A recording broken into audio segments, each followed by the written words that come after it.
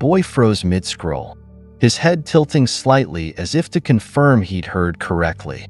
Slowly, he turned to face Leonard, his expression unreadable. For a moment, the world around them seemed to slow down. Leonard braced himself for rejection.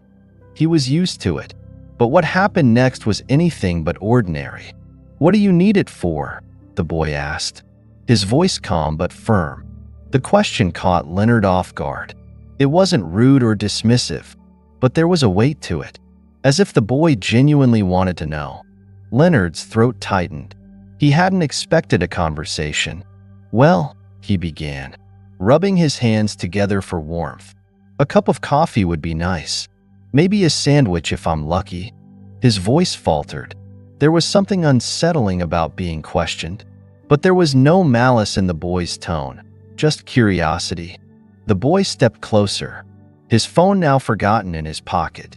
Leonard could feel the stares of others, the silent judgment of people wondering why someone like this kid would waste his time on a man like him.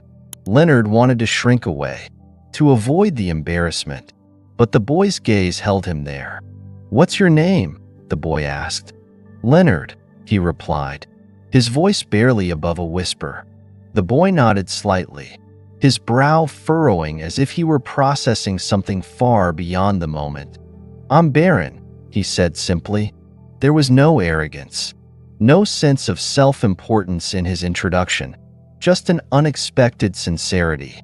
The hum of the city returned, but something in that exchange was different. The air between them felt charged, as if this brief moment would lead to something far greater. Leonard shifted uneasily on the cold pavement, unsure how to respond. Barron's presence was unlike anything he had encountered before.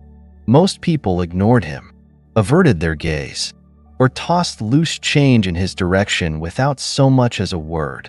But here was this young man, not just stopping, but actually talking to him as if he were an equal. Barron crouched down to meet Leonard at eye level. The move startled Leonard,